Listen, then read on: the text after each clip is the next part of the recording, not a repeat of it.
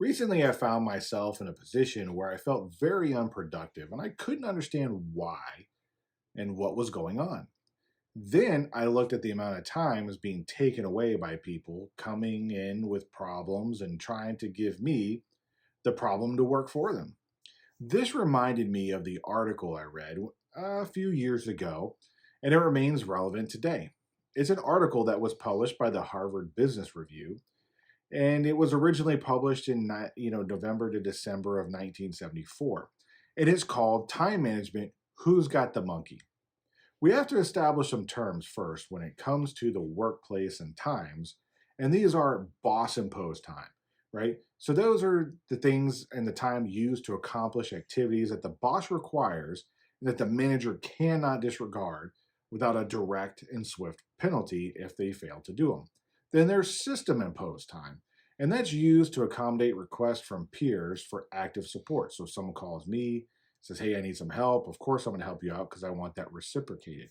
And there could be penalties along the way in an indirect way if I don't do this. Then there's self imposed time. And those are the times that we self impose upon ourselves that we say that we're going to do and nobody else knows about it. Then there is subordinate imposed time. And that means the subordinate comes to you, gives you a problem, and then takes their own time. Now let's talk about these monkeys, right? Imagine your workplace, wherever it is, and imagine that anyone working has a certain number of monkeys on their desks or backs. These monkeys are tasks and problems assigned by managers. Now, the goal of the game is to get rid of these monkeys, and you can get rid of them in two ways. You can get rid of them by completing or solving the problem or task, or you can give it back to your manager or leader. This happens all the time. For instance, let's say you're walking down the hall, coming back from a meeting, and one of your coworkers, or which I call teammates, comes to you with a problem, and they say, "Hey, boss, we have a problem," and they go on and on and on and on about whatever that problem is, and they don't provide a solution. Now the monkey is back on your back.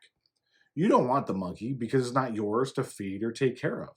However, if you do nothing and you walk away, the problem is yours now to deal with.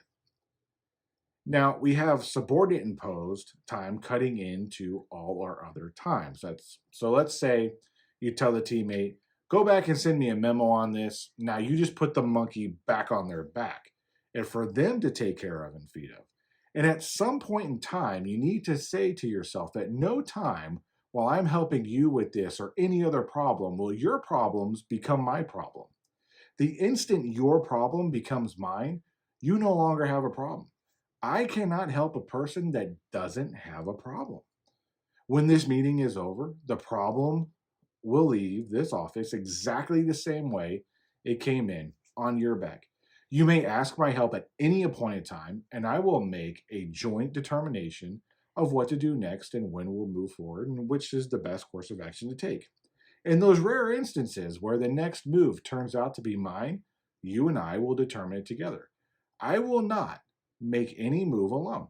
So let's be honest, as leaders, we want people to be successful and we want to help them get through the tough times. Sometimes we find ourselves in a mentality of, well, just let me do it because I can get it done faster and I could probably do a better job anyway because I have more experience. By doing that, we're stealing from others an opportunity of growth and learning.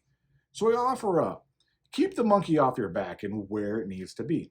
Feed them and help those on your team care for them until they are ready to be released into the wild. And by that, I mean you no longer need to complete that task and it's no longer necessary to have.